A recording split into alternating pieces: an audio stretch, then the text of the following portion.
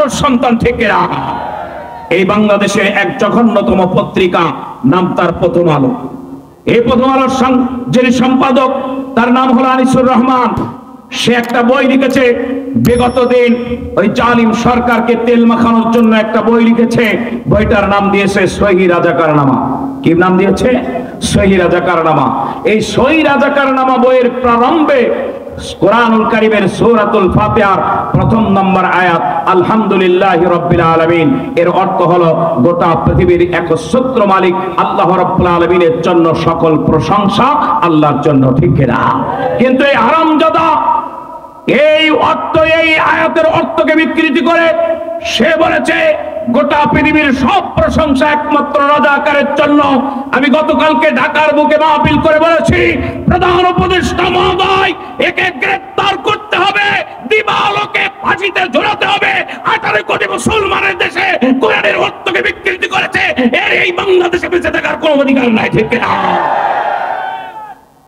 যে আল্লাহ কোরআনের অর্থকে বিকৃতি করতে পারে, সে এর চাইতে আরো জঘন্যতম কিছু করতে পারে, ঠিক কিনা? অতএব কোরআনের বিরুদ্ধে যে যাবে, দল মত জাতি ধর্ম বর্ণ নির্বিশেষে আমরা কোনো অবস্থায় তাকে ছাড় দিতে পারি না, ঠিক কিনা? একে গ্রেফতার করতেই হবে, ফাঁসিতে ঝোলাতে হবে। কারণ এদেশের সবচাইতে শ্রেষ্ঠ সোনার সন্তান, তাফসীরুল কোরআন মাহফিলের জনক আল্লামা সাঈদীকে তোমরা ওই কারণে বিষ প্রয়োগ করে শহীদ করে দিয়েছো, শহীদ করে দিয়েছো আল্লামা সাঈদীকে।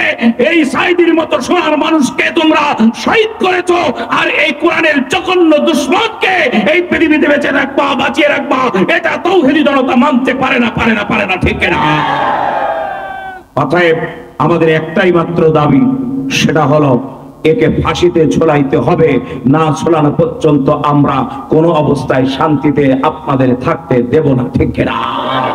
আপনারা এদেশে অশান্তি করার জন্য চট্টগ্রামে আমাদের ভাই আলিফকে তোমরা হত্যা করেছো, শহীদ করেছো, তোমাদের এজেন্ডা, লাস্ট এজেন্ডা বাস্তবায়ন করার জন্য। কিন্তু শুনে রেখে দিয়ে দাও, এদেশে আর কোনো এজেন্ডা বাস্তবায়ন হবে না। একটাই এজেন্ডা বাস্তবায়ন হবে, সেটা হলো কোরআন দিয়ে পার্লামেন্ট গঠিত হবে এবং পার্লামেন্ট থেকে কোরআনের আইন করে এদেশকে সুন্দর, সুখী, সমৃদ্ধ বানানোর একটাই মাত্র এজেন্ডা বাস্তবায়ন হবে, ঠিক কিনা? অন্য কোন এজেন্ডা চলবে না। এই জন্য আজকে কোরআনুল কারীমের সূরাতুল লোকমানের 17 নম্বর আয়াতে কারিমা আপনাদের সামনে তুলে ধরেছি। আল্লাহ রাব্বুল আলামিন এই আয়াতের ভিতরে ঘোষণা করলেন, ইয়া বুনাইয়া আকিমিস সালাতা ওয়ামুরু বিল মা'রুফি ওয়ানহা আনিল মুনকার ওয়াসবির আলা মা আসাবাক ইন্না যালিকা মিন আযমিল উমুর। আল্লাহ রাব্বুল আলামিন ডাক দিয়ে বলেন, হযরত লোকমান আলাইহিস সালাম এই পৃথিবীতে এমন একজন ব্যক্তি ছিলেন, নিজের কলিজার টুকরা সন্তানকে ডাক দিয়ে বললেন, আমার কলিজার টুকরা সন্তান, ইয়া বুনাইয়া, হে আমার আদরের সন্তান, ও আমার একমাত্র কলিজার টুকরা সন্তান, আকিমিস সালাত, নামাজ প্রতিষ্ঠা করতে হবে। একমাত্র নামাজ প্রতিষ্ঠার মধ্য দিয়ে এই সমাজের ভিতরে আল্লাহ রাব্বুল আলামিন শান্তি দান করতে পারে, ঠিক কিনা? এত নামাজের কথা আলোচনা হচ্ছে, মসজিদে নামাজের কথা আলোচনা হয় জুমায়, ঠিক কিনা? প্রত্যেকটা মসজিদে আলোচনা হচ্ছে। তারপরেও জুতা চুরি কি বন্ধ হয়েছে? ইমামের জুতা আগে নেই, কি ঠিক কিনা বলে? ইমামের জুতা আগে নেয়, এত সুন্দর করে নিয়ে চলে যাবে। তবে একটা জিনিস মাথায় রাখবেন, চোর কখনো মুসল্লি না, আর মুসল্লি কখনো চোর না। চোর হলো চোর, ওর কাছে ইমামের জুতা আর মুয়াজ্জিনের জুতা এইটার কোনো ব্যাপার স্যাপার নেই, ও তো চুরি করবে, কি ঠিক কিনা বলে? এই জন্য যে দেশে এত মসজিদ, সে দেশের ইমামরা আলোচনা করে এখনো পর্যন্ত জুতো চুরি বন্ধ করতে পারে নাই। ব্যাংক ডাকাতি বন্ধ হবে কি করে? ব্যাংক ডাকাতি তখনই বন্ধ হবে যখন পার্লামেন্ট থেকে আইন করা হবে, ঠিক কিনা? পার্লামেন্ট থেকে যখন আইন করা হবে, চোরের হাত কেটে নেওয়া হবে, যখন শাস্তিতে দেওয়া হবে, 100 আমাদের বোনের সতীত্ব নষ্ট করার পরে তারা সেদিনকে সেঞ্চুরি উৎসব পালন করেছিল। যদি একটাকে ঝুলিয়ে দেওয়া হতো কোন বোনের সতীত্ব আর নষ্ট হতো না, ঠিক কিনা? আমার মুসলমান ভাইরা, কালকে সেই ডেঞ্জারাস জায়গায় ছিলাম, একদম জাহাঙ্গীরনগর বিশ্ববিদ্যালয় ক্যাম্পাসের পাশে আবার মাহফিল ছিল, হাজার হাজার তাওহীদি জনতা স্টেজে উঠে কথা বলতে বলতে নদীর স্রোতের মতো মুহূর্তের ভিতরে, আর প্যান্ডেলের ভিতরে জায়গা নাই, যে পরিমাণ লোক প্যান্ডেলে সেই পরিমাণ লোক বাইরে দাঁড়ানো ছিল। এত পরিমাণে লোক হবে আমি কল্পনাও করতে পারি নাই, কর্তৃপক্ষও কল্পনা করতে পারে নাই যে এত পরিমাণে লোক হবে। আমার মুসলমান ভাইরা, তার ভিতরে সবচেয়ে মজার ব্যাপার হচ্ছে এর ভিতরে সবচেয়ে যুবকদের আগমন ছিল বেশি। আর একটা জিনিস মাথায় রাখবেন, যুবকরা যখন জাগ্রত হবে ইসলামের বিজয় পতাকা তখন পতপত করে সেই জমিনে উড়বে, ঠিক না? যুবকরা, এই জন্য রাসূল সাল্লাল্লাহু আলাইহি সাল্লাম যুবকদেরকে সবচেয়ে বেশি ভালোবাসতো। নবীজি আলোচনা করছেন আর রাসূলের একজন যুবক সাহাবী এসে দাঁড়িয়ে গেলেন। বিশ্বনবীর যুবক সাহাবী দাঁড়িয়ে গেছেন, জায়গা নাই, বসার কোনো পাত্র নাই, কোনো ব্যবস্থা নাই। হযরত জারীর রাদিয়াল্লাহু তাআলা দাঁড়িয়ে গেছেন, দাঁড়িয়ে দাঁড়িয়ে নবীজির আলোচনা শুনতেছেন। আল্লাহর নবী কাঁধের উপর থেকে চাদরটা ফিকে মেরে দিয়ে বললেন, ইজলিস ইয়া জারীর, হে জারীর তুমি এই চাদরের পরে বসো। হযরত জারীর রাদিয়াল্লাহু তাআলা বিশ্বনবীর চাদরটা মুখের সঙ্গে বুকের সঙ্গে লাগায়া আল্লাহর নবীর দিকে তাকায় বলেন, আকরামাকুমুল্লাহ কামা আকরামতানি ইয়া রাসূলুল্লাহ, হে আল্লাহর নবী আপনি আমাকে যেমন সম্মানিত করেছেন, সম্মান দিয়েছেন, আল্লাহ রাব্বুল আলামিন যেন আপনাকে ওরকম সম্মানিত করে। আল্লাহ রাব্বুল আলামিন যেন আপনাকে সম্মানিত করে, আপনার চাদরের পরে বসতে পারে। পৃথিবীতে এমন মানুষ আজ পর্যন্ত জন্মগ্রহণ করেছে কিনা আমার জানি না।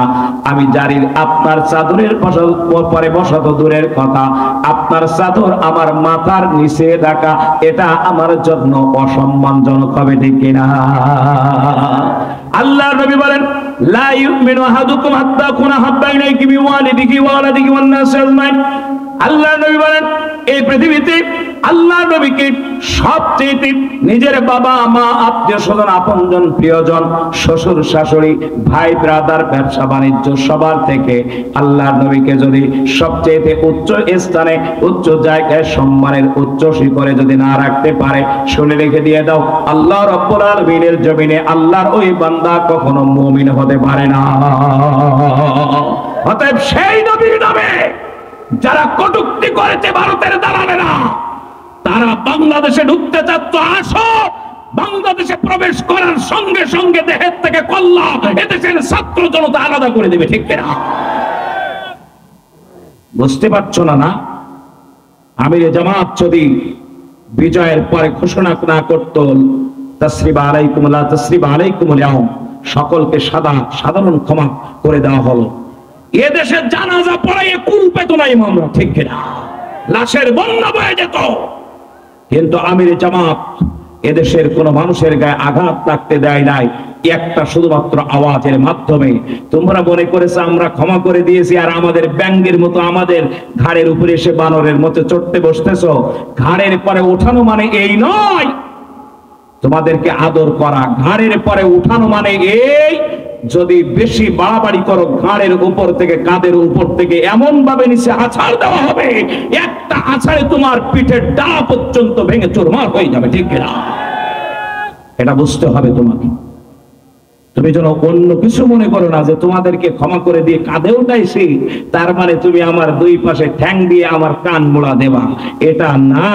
কানে হাত দিলে কিন্তু সোয়াল গরম হয়ে যাবে, ঠিক কিনা? আমার মুসলমান ভাইয়ের, হযরত লোকমান আলাইহিস সালাম ডাক দিয়ে বললেন, ইয়া বুনাইয়া আকিমিস সালাত, যতদিন পর্যন্ত নামাজ প্রতিষ্ঠিত না হবে ততদিন পর্যন্ত সমাজের ভিতরে কোন অবস্থায় শান্তি আসতে পারে না। কারণ একমাত্র নামাজ হলো মানুষকে সমস্ত খারাপ কাজ থেকে আল্লাহ বিরত রাখেন। ইন্নাস সালাতা তানহা আনিল ফাহশাই ওয়াল মুনকার, নামাজ পারে পৃথিবীর জমিনে একমাত্র মানুষদেরকে খারাপ কাজ থেকে বিরত রাখতে পারে, ঠিক কিনা? ওজনে কম দেবে না, মালের সঙ্গে ভেজাল দিবে না, মানুষকে ধোঁকা দিবে না, সুদ খাবে না, ঘুষ খাবে না, অন্যায় অবিচার করবে না, মানুষের অধিকার নষ্ট করবে না, একজন নারীর সতীত্ব নষ্ট করবে না। সব কিছু অধিকার বজায় হবে যখন নামাজ প্রতিষ্ঠা হয়ে যাবে, ঠিক কিনা? দেখছেন না, এখন ইউনূস সাহেবের প্রোগ্রামে হুজুরদের ডাকতেছে, ডিসি ডাকতেছে, এসপি ডাকতেছে, সবাই ডাকতেছে। আমার জেলার এসপি মহোদয়, যিনি আমার সদরের নমিনি মুহাদ্দিস আব্দুল খালেক সাহেব, কেন্দ্রীয় সাংগঠনিক সেক্রেটারি, এসপি এসে মুহাদ্দিস সাহেবের পা দুটো জড়িয়ে ধরে বলছে, হুজুর একমাত্র আপনি পারবেন এই জেলার পুলিশকে বাঁচাইতে। আপনি যদি অর্ডার না দেন আমরা কোথাও বের হতে পারবো না, আমাদের পিঠের চামড়া থাকবে না। কয়েকদিন আগে তারাই আমাদেরকে পিটিয়েছে, ধরে নিয়ে গেছে, অসম্মান করেছে, দাড়ি ধরে টেনেছে, পাঞ্জাবি ধরে টেনেছে, আমাদের সঙ্গে খারাপ ব্যবহার করেছে। আজকের তারা পায়ে ধরে তাদের জীবন ভিক্ষা, তাদের সন্তান সন্ততি পরিবার পরিজনের সমস্ত নিরাপত্তার জন্য একমাত্র দাড়িওয়ালা টুপিওয়ালাদের কাছে এসে পা ধরতেছে। তারা জানে এই টুপিওয়ালা দাড়িওয়ালা ছাড়া এই বাংলাদেশের জমিনে আমাদের কোনো নিরাপত্তা নাই। আমরা যে অপরাধ করেছি, ঠিক না? আমার মুসলমান ভাই, সে অন্যায় করেছেন, ফিরআউন নমরুদরাই অন্যায় করে নাই, এত অত্যাচার করে নাই। আমার মতো মানুষকে আপনারা ক্রস ফায়ারের অর্ডার করেছেন। আমি একটা মানুষের গায়ে লোকের আঁচড় দেই নাই, একটা সরকারি গাছের পাতা ছেড়ে নাই, বাসে আগুন দেই নাই, কোন মানুষের ঘরে যে তাদের ঘরের থেকে কোনো সম্পদ নিয়ে আসে নাই। গাড়ি পোড়ানো মামলা দিয়েছো, যার গাড়ি পোড়ানো মামলা দিয়েছে তার কাছে গেলাম, যাওয়ার পরে বললাম, ভাই আমি তো আপনার গাড়িতে আগুন দেই নাই, আপনি আমার নামটা মামলার ভিতরে ঢোকাই দিলেন। বেচারা চোখ দিয়ে টপ টপ করে পানি পড়ছে। ডাক দিয়ে বলেন, ফারুকি ভাই বিশ্বাস করেন, আল্লাহকে সাক্ষী রেখে বলছি, আমার চোখের সামনে আমার গাড়িতে আগুন দিল, আমি একটা বারের জন্য বাধা দিতে পারলাম না। যদি আমি বাধা দিতে যাচ্তাম, ওই হাইনারা ওই আগুনের ভিতরে আমাকে পুড়িয়ে দিত, যে কারণে আমি বাধা দিতে পারি নাই। থানার ভিতরে এসে যখন নামগুলো এন্ট্রি করলো, আপনাদের নামগুলো যখন ঢুকিয়ে দিল, আমি বললাম এই নামগুলো কেটে দিয়ে দেন, বাধ্য করলো। তারা নামগুলো দিয়ে আমাকে সেখানে সই করানোর জন্য বাধ্য করে দিয়ে দিল। বাধ্য হয়ে সই করেছি, না হলে তারা মামলা এইভাবে রুজু করতেছে না। এখন আপনি চিন্তা করবেন না, আপনার মতো মানুষকে যদি আমি মামলা দিয়ে আমার গাড়ি পোড়ানো মামলার ভিতরে শামিল করে দিয়ে দেই, কিয়ামতের ময়দানে আল্লাহর আদালতে আমাকে আসামি বানানো হবে। তাই আমার গাঠির টাকা দিয়ে হলো, যখন এই মামলার চার্জশিট হবে ওই সময় আপনি আপনার নামটা কেটে দিয়ে দেব, আপনি চিন্তা করবেন না। মানুষ এমনি এমনি আমাদেরকে ভালোবাসে নাই, নিজের গাড়িতে আগুন লেগেছে, আবার নিজের পকেটের টাকা দিয়ে আমাদের নামটা কেটে দিয়েছে। এ ভালোবাসা আপনার আমার জন্য নয়, এ ভালোবাসা হলো আল্লাহর কোরআনের জন্য, ঠিক কিনা? আল্লামা সাঈদীর জন্য যুবকেরা জীবন দিয়েছে, এ সাঈদীর জন্য না, আল্লাহর কোরআনের জন্য, ঠিক কিনা? আমার মুসলমান ভাইরা, সন্তানকে নামাজি বানান, যোগ্য বানান, ইসলামী ছাত্র শিবিরের কাছে সঁপে দিয়ে দেন, সমর্থ করেন। যাদেরকে আপনারা এত কষ্ট দিয়েছেন, একবার তাকিয়ে দেখেন, আপনার সন্তান বাবার আড্ডায় যেত, মদের আড্ডায় যেত, নারীর আড্ডায় যেত, ফেন্সিডিলের আড্ডায় যেত, ফ্রাস খেলার, জুয়া খেলার আড্ডায় যেত। এই ছাত্র শিবিরের ভাইরা নিজের বাবার পকেটের টাকা নিজেরা খরচ করে আপনার সন্তানকে ওই জাহান্নামের আগুন থেকে উঠাই এনে জায়নামাজের পাটিতে দাঁড় করিয়ে দিয়ে তার হাতে আল্লাহর কোরআন ধরিয়ে দিয়েছে। ছাত্র শিবিরের ছেলেরা, এরা কখনো তোমার সন্তানকে বিপদগামী করে নাই, তোমার সন্তানকে সন্ত্রাসী বানায় নাই, আগুন দিতে বলে নাই। আমার সন্তানকে রাতের বেলা তাহাজ্জুদের নামাজ পড়ার জন্য তারা নির্দেশ দিয়েছে, ঠিক না? তাদের বিরুদ্ধে কথা বল, লজ্জা করে না? আমার মুসলমান ভাইরা, এই জন্য হযরত লোকমান আলাইহিস সালাম সন্তানকে ডাক দিয়ে বললেন, ইয়া বুনাইয়া আকিমিস সালাত, তুমি নামাজ প্রতিষ্ঠা করো। একজন আল্লাহ রাব্বুল আলামিনের বান্দা একই কথা তার সন্তানকে বলেছিলেন, ও আমার সন্তান তুমি নামাজ প্রতিষ্ঠা করো। কিন্তু সন্তানের বয়স কম থাকার কারণে ওই ব্যক্তি ছিল ব্যবসায়ী মানুষ, বিশাল বড় ব্যবসায়ী, দেশ বিদেশে ব্যবসা করত। ওই ব্যক্তি তার সন্তানকে বললেন, আকিমিস সালাত, নামাজ প্রতিষ্ঠা করে ব্যবসা করা লাগবে না তোমার। তুমি যে সমাজের বুকে মানুষের কাছে নামাজের দাওয়াত দাও, সমাজে নামাজ প্রতিষ্ঠা করার ব্যবস্থা করে ফেলো, তখন সন্তানটা বাবাকে ডাক দিয়ে বলে, যেমন সন্তান বাবাকে ভালোবাসে, বাবা সন্তানকে অত্যন্ত কলিজা দিয়ে ভালোবাসে। একজন বাবা একজন মা তার সন্তানকে এত বেশি ভালোবাসে, পৃথিবীতে অন্য কারোর প্রতি এত ভালোবাসা মা বাবার থাকে না, ঠিক কিনা? সন্তানকে ডাক দিয়ে বললেন, আমার কলিজার টুকরা সন্তান, আকিমুস সালাত। লোকমান আলাইহিস সালাম যা বলেছে আমিও তোমার বাবা হিসেবে সেই কথা বললাম। সন্তান ডাক দিয়ে বলছে, আব্বা নামাজ প্রতিষ্ঠা করতে হয় কিভাবে এটা তো আমি জানি না। জানার তো কথা না, ছোট মানুষ তো জানার কথা না। 13, 14, 15 বছর 16 বছরের সন্তান সে ফ্রি ফায়ার খেলতে পারে, কিন্তু নামাজ প্রতিষ্ঠা করতে হয় কিভাবে এটা জানে না, কোরআন পড়তে হয় কিভাবে জানে না। আপনি তার কাছে 30,000 টাকার একটা মোবাইল কিনে দিয়েছেন ফ্রি ফায়ার খেলার জন্য, কিন্তু একটা মসজিদের ইমামকে 1,000 টাকা মাসে দিয়ে তারে কোরআন শেখাইতে পারে না। আপনার মতো জঘন্য পিতা পৃথিবীতে আর হতে পারে না, ঠিক না?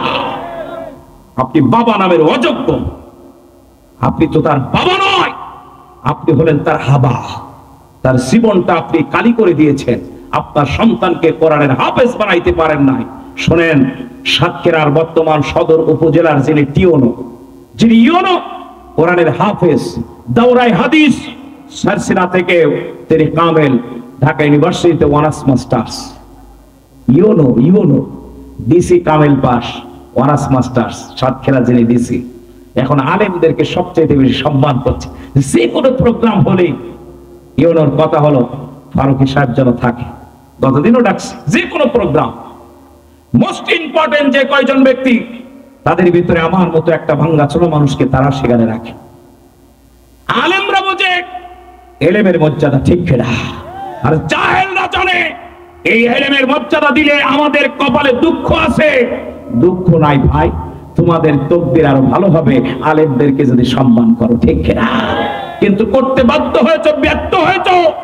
তোমরা হারাম জাদিদেরকে তোমরা সম্মান দিয়েছো, মদখোর, গাঁজাখোর, হারামখোর, বালুখোর, হাটখোর, গরুখোর, গরুর বাজারখোর, এদেরকে ডালখোর, বাবাখোর, এদেরকে তোমরা সম্মান দিয়েছো, তোমাদের জীবনটাকে তোমরা কালি করে ফেলেছো, ঠিক কিনা? আমার মুসলমান ভাইয়েরা সন্তানকে ডাক দিয়ে বলেন, আকিমিস সালাত।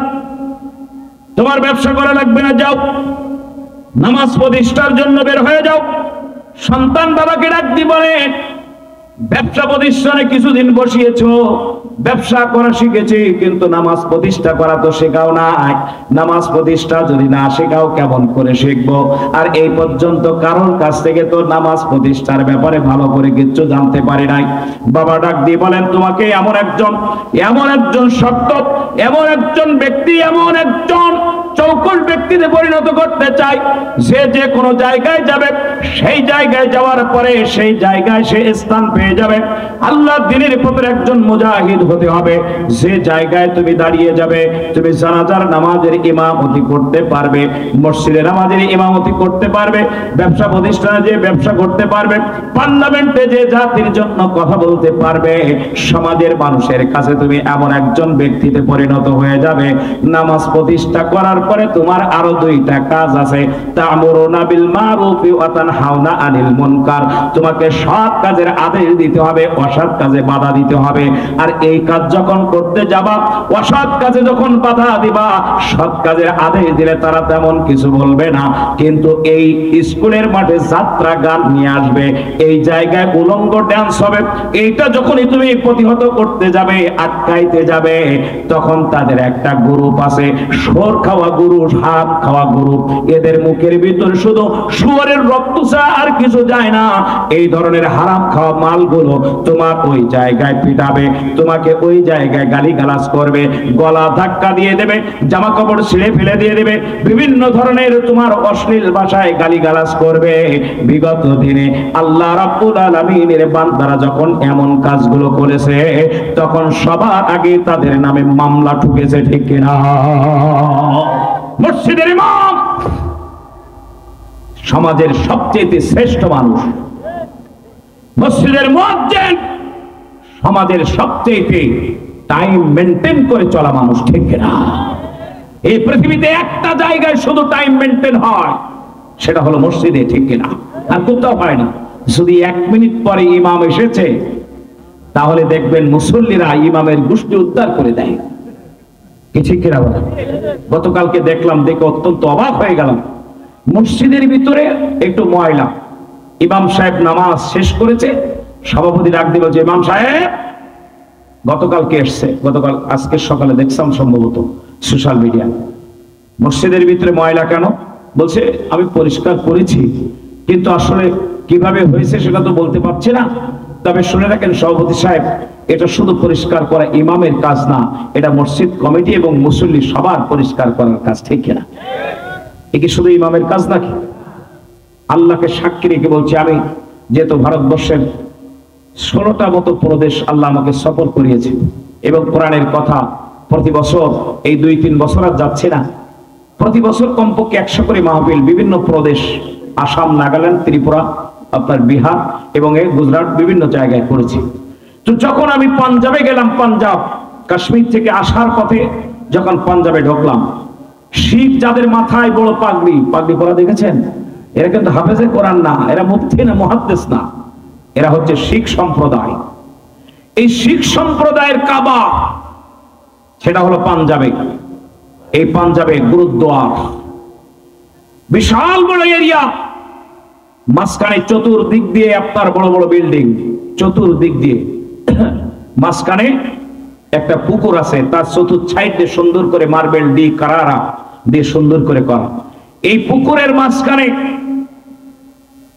তাদের গুরু নানকের সমাধি, রাস্তা একটা করে রেখেছে, মাঝখান দিয়ে এরকম দড়ি টানায় দিয়েছে, একদিক দিয়ে আপনাকে যেতে হবে, আর এক দিক দিয়ে আসতে হবে। এই জায়গাটার নাম হচ্ছে স্বর্ণ মন্দির। স্বর্ণ মন্দির, তা আমি ছোটবেলায় যেহেতু বইতে কিছু কিছু পড়েছি, তখন আমার মনের ইচ্ছা আল্লাহ রাব্বুল আলামিনের সেই কথা যে তুমি কুল সিরু ফিল আরদ ফানজুর কাইফা কানা আকিবাতুল মুকাজ্জিবিন, তুমি দুনিয়া পরিভ্রমণ করো, আল্লাহ রাব্বুল আলামিনের নিদর্শন দেখো, আর কাফের বেঈমানরা তাদের কি চক্রান্ত, তাদের কর্মকাণ্ড তুমি নিজের চোখে দেখো, আর ইমানদারদের কর্মকাণ্ড কি ছিল সেটাও তুমি তোমার নিজের চোখে দেখো, ঠিক কিনা? আবার মুসলমান ভাইরা, এই জায়গায় যখন গেলাম, ভিতরে প্রবেশ করতে হলে আপনার মাথায় টুপি দিতে হবে, না হলে মাথার ভিতরে কাপড় বাঁধতে হবে। আমি চিন্তা করলাম, আমি আলেম মানুষ, আমি মুসলমান, আমি অন্য কোন কাপড় বাঁধবো না। আবার একটা নিজস্ব আল্লাহ নবীর সুন্নাহ আছে, আমার লেবাস আছে, আমার একটা ইউনিফর্ম আছে, ঠিক কিনা? এই টুপি মাথায় দিয়ে ঢুকবো, তারা যেন বুঝতে পারে স্পষ্ট ভাবে আমি একজন ইমানদার মুসলমান। টুপি মাথায় দিয়ে আপনাকে ঢুকতেই হবে। ঢুকলাম, ঢোকার পরে ঘোরাঘুরি করে যে জিনিসটা আমি আমার নিজের চোখে দেখলাম, কোটি কোটি টাকার মালিক, হাতের ভিতরে সোনার বালা আছে, গলার ভিতরে সোনার চেন আছে, সিক আছে, শত শত কোটি টাকার মালিক। দেখলেও কিছুটা বোঝা যায় এই মানুষগুলো কত সম্পদের মালিক। এই মানুষগুলো তারা ওই স্বর্ণ মন্দিরের চতুর্পাশে নিজেরা নিজেদের হাত দিয়ে ময়লা পরিষ্কার করতেছে। শত শত হাজার হাজার মানুষ স্বর্ণ মন্দিরের ভিতরে প্রবেশ করতেছে, ময়লা হচ্ছে, বাইরের থেকে আসতেছে, ময়লা হয়ে যাচ্ছে। কোটি কোটি টাকার মালিক তারা পরিষ্কার করতেছে একটা আশায়, সেটা হলো সওয়াবের নিয়তে, ঠিক কিনা? কিন্তু সওয়াব হবে? হবে? আর যদি আপনি আল্লাহর ঘর মসজিদের ভিতরে পরিষ্কার করেন, একটুখানি যদি সুন্দর করে পরিষ্কার করে দিয়ে দেন, ঝাড়ু দিয়ে দেন, আল্লাহ রাব্বুল আলামিন অবশ্যই আপনার নামায় আমলে সাদকায়ে জারিয়ার সওয়াব দান করে দেবে, ঠিক কিনা? অবশ্যই অবশ্যই সাদকায়ে জারিয়া সওয়াব দান করে দেবে। কিন্তু আমরা এমন হেডামালা মানুষ, যাওয়ার পরে মুয়াজ্জিন আর ইমামকে এমন ধমক দেই, মনে হচ্ছে যেন আমার বাড়ির গরুর পালা, গরুর রাখাল হিসেবে তারা রাখা হয়েছে। ইমাম মুয়াজ্জিন বাংলাদেশের জমিনে কোনো গরুর রাখাল নয়, তারা হলো আল্লাহ রাব্বুল আলামিনের শ্রেষ্ঠ ইবাদত। নামাজ পড়ানোর জন্য তাদেরকে নির্ধারণ করা হয়েছে, ঠিক কিনা? যদি কেউ মনে করে ইমামরা হলো সবচেয়ে ছোট মনের, ছোট কাজের, নিকৃষ্ট, শুনে রেখে দিয়ে দেন, আপনার নামাজ হবে না, হবে না, হবে না, কোন অবস্থায় হতে পারে না। একজন ইমামকে, আলেমকে সম্মান দিতে পারলেন না, নবীর ওয়ারিসকে সম্মান দিতে পারলেন না। আল উলামা ওয়ারাসাতুল আম্বিয়া, আল্লাহর নবীর ওয়ারিস হযরতে ইমামগণ, মসজিদের ইমামগণ তাদেরকে সম্মান দিতে পারো নাই, অতএব তোমাদের এই জীবনে আর কিছু করার প্রয়োজন নাই, ঠিক কিনা? জানাজার নামাজ বিপদে পড়লে, রোগে পড়লে তখন হুজুরের ডাকে গায়ে ফুঁকে দেন, এই করেন সেই করেন, কবরের ভিতরে নামানোর সময় হুজুর সেই দোয়াটা একটু পড়িয়ে দেন, কেন তুমি শেখোনি? সব হুজুরের করে দিতে হবে। আবার যখন বেয়াদবি করো তখন আবার সেই হুজুরের সাথে করো, ঠিক কিনা? আমার নিজের চোখে দেখা ইমামকে মসজিদের ভিতরে অসম্মান করেছে এক নেতা, ইমামের চোখ দিয়ে গলগল করে পানি পড়েছে। আল্লাহ রাব্বুল আলামিনের কারিশমা, আল্লাহ পাক রব্বুল আলামিন। 1 মিনিট কথা বলবেন? না এক্ষুনি, না কোনো সমস্যা না, আমি এক্ষুনি আপনাকে দিচ্ছি। আমি শুধু পরিবেশটা, আপনি চলে যাবেন আমাদের হৃদয়ের স্পন্দন, কি ঠিক কিনা? যার জন্য সারাটা জীবন যৌবন শেষ করলাম, সারাটা জীবন বাড়ি ছাড়া, বাড়িতে এসে দেখি আমার বাচ্চাটা হয়েছে হসপিটালে, আমার ছেলেটা, একটা ছেলে, তো ছেলেটা সিজার হলো ইসলামী ব্যাংক কমিউনিটি হাসপাতালে। দেখতে গেলাম, ফোন করলো, বলছে যে আপনার কিন্তু ক্রস ফায়ার, আপনি আর সাতক্ষীরা থাকতে পারবেন না। তো চলে গেলাম। 2.5 বছর পরে যখন ফিরলাম তখন বাড়িতে এসে দেখি 1 বিঘের উপরে উঠানে সব ঘাস হয়ে গেছে। আমার ভাইরা, তারা নির্যাতন কম করে নাই, ওপেন ঘোষণা দিয়েছে 3 জনের নাম ধরে, আমার নাম সহ, যতদিন ওই সরকার থাকবে ততদিন এলাকায় আসতে দেব না। আমি বললাম এলাকা তো তোমার বাপের, তোমরা আমাদের আসতে দিবা না। নির্যাতন করতে করতে আমাদেরকে শেষ করে দিয়েছি। আমার ভাই, আমার ভাইকে একটু সময় দিচ্ছি, মেহরবানি করে আপনারা ভাইয়ের কথা শোনেন। যেহেতু এই এলাকার মাসলুম মানুষ, এই এলাকার আমাদের হৃদয়ের স্পন্দন, আমি মোহতারাম মেহমানকে আমি একটু কথা বলার জন্য বিনীত। এই মাইক্রোফোনটা দেন আফজল, ঘোষণা দেন। এ পর্যায়ে আপনাদের সামনে গুরুত্বপূর্ণ বিষয়ের উপর আলোচনা রাখছেন বাংলাদেশ জামায়াতে ইসলামী মিঠাপুকুর উপজেলা শাখার সংগ্রামী আমির জনাব আসাদুজ্জামান শিমুল। ওনাকে ওনার মূল্যবান আলোচনা রাখার জন্য আমি সবিনয়ে অনুরোধ করছি। أعوذ بالله من الشيطان الرجيم بسم الله الرحمن الرحيم الحمد لله رب العالمين والصلاة والسلام على رسوله الكريم وعلى آله وصحبه أجمعين। আজকের বিশাল তাফসীর মাহফিলের সম্মানিত সভাপতি, সম্মানিত প্রধান আলোচক, অন্যান্য অতিথিবৃন্দ, প্রিয় ভাই, আসসালামু আলাইকুম ওয়া রাহমাতুল্লাহি ওয়া বারাকাতুহু।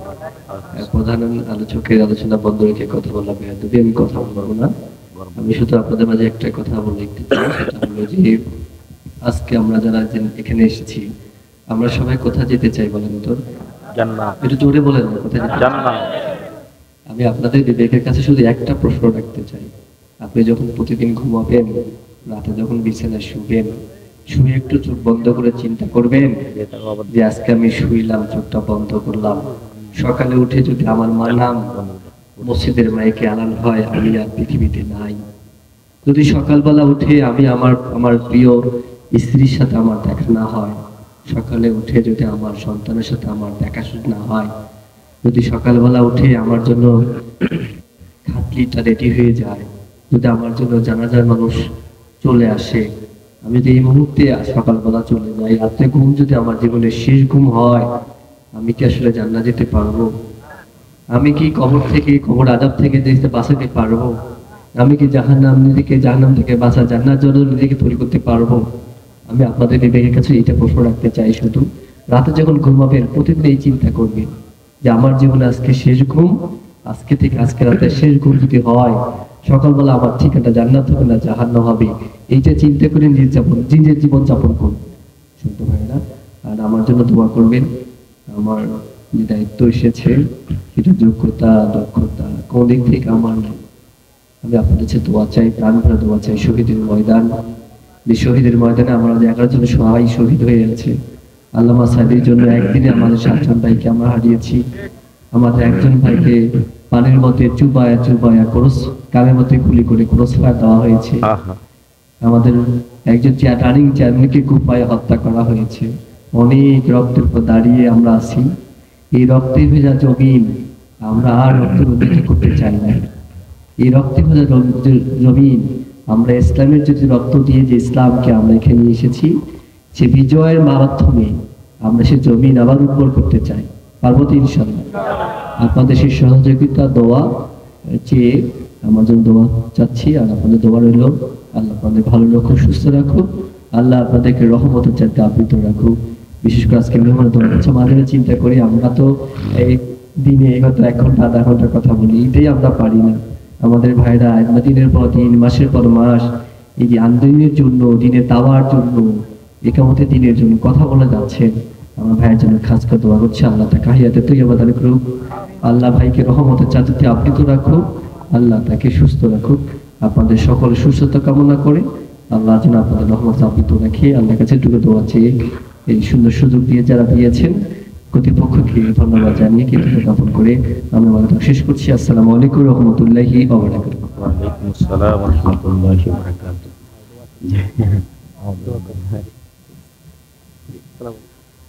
দুরূদ আল্লাহুম্মা সাল্লি আলা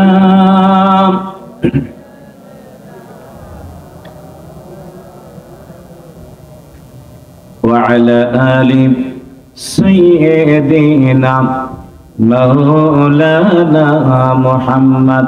জন্ম আমার নবীর যুগে হলে কেমন হতো, ঠিক না? জন্ম আমার নবীর যুগে হলে কেমন হতো, দুনয়নে রাসূল পাক, দুনয়নে রাসূল পাক দেখলে কেমন হতো, জন্ম আমার নবীর যুগে হলে কেমন হতো। আল্লাহুম্মা সাল্লি আলা, ভাই আরেকটু বাড়িয়ে দেন, এটা একটু বাড়িয়ে وعلى آل سيدنا مولانا محمد। আসতো ভেসে হযরতে বেলালের মধুর আযান, যে আযানে ছিল এমন প্রেম মুগ্ধ রহমান। আসতো ভেসে হযরতে বেলালের মধুর আযান, যে আযানে ছিল এমন প্রেম মুগ্ধ রহমান। দয়ার নবীর পিছে নামাজ পড়লে কেমন হতো, ঠিক না? রাসূলের পিছনে যারা নামাজ পড়েছে এর চাইতে শ্রেষ্ঠ নামাজ আর হতে পারে না। দয়ার নবীর পিছে নামাজ পড়লে কেমন হতো, জন্ম আমার নবীর যুগে হলে কেমন হতো। দুনয়নে রাসূল পাক, দুনয়নে রাসূল পাক দেখলে কেমন হতো, জন্ম আমার নবীর যুগে হলে কেমন হতো। আল্লাহুম্মা সাল্লি আলা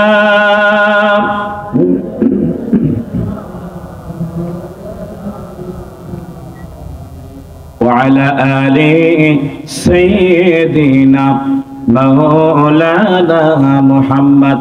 সন্তানকে ডাক দিয়ে বললেন, ইয়া বুনাইয়া আকিমিস সালাত, নামাজ প্রতিষ্ঠা করো। লোকমান আলাইহিস সালাম তার সন্তানকে যে কথা বলেছিল আমিও তোমাকে একই কথা বললাম। সন্তান ডাক দিয়ে বলে, বাবা ব্যবসা শিখিয়েছো, গাড়ি চালানো শিখিয়েছো, নামাজ প্রতিষ্ঠা করা তো শেখাও নাই। বলে নামাজ পড়তে গেলে, নামাজ প্রতিষ্ঠা করতে গেলে ওয়াসবির আলা মা আসাবাক, তোমাকে ধৈর্য ধারণ করতে হবে।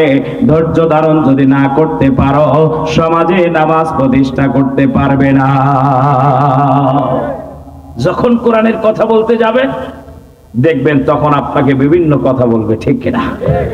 নামাজ যখন কথা বলবেন, কোরআনের কথা বলবেন, বিগত দিনে আপনাকে আমাকে বলা হয়েছে রাজাকার, সেই শব্দ দিয়ে আল্লাহ রাব্বুল আলামিন ওদেরকে দাফন করে দিয়েছে, ঠিক কিনা? যেটা দিয়ে তারা আমাদেরকে গালি দিয়েছিল, রাসূলকে গালি দিয়েছিল পাগল, আবু জেহেলকে আল্লাহ পাগল বানাই দিয়েছে, আবু লাহাবকে আল্লাহ পাগল বানাই দিয়েছে। তারা বলেছিল জাদুকর, তাদেরকে আল্লাহ রাব্বুল আলামিন জাদুর ভিতরে ফেলেছে, ঠিক কিনা? আল্লাহর দ্বীনের মুজাহিদদেরকে যারা হেয় প্রতিপন্ন করার জন্য খারাপ ভাষা ব্যবহার করে, আল্লাহ রাব্বুল আলামিন তাদেরকে সেটা দিয়ে খতম করে দিয়ে দেয়, ঠিক কিনা? ডাক দিয়ে বলেন, এত কিছু করেছ,